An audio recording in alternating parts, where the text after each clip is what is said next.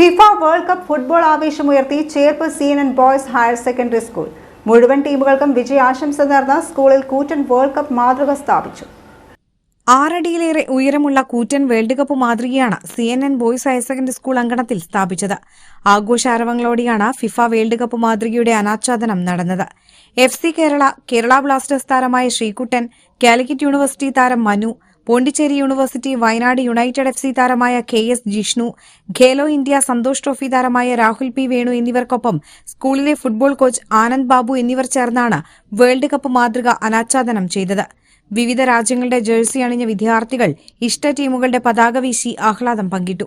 പെരുവന പെരുമയിൽ യദു യസ്മാരാർ നയിച്ച ചെണ്ടമേളം FIFA world cup ആഘോഷത്തെ പൂരനഗരിക്ക് തുല്യമായ ആവേശത്തിലാഴ്ത്തി.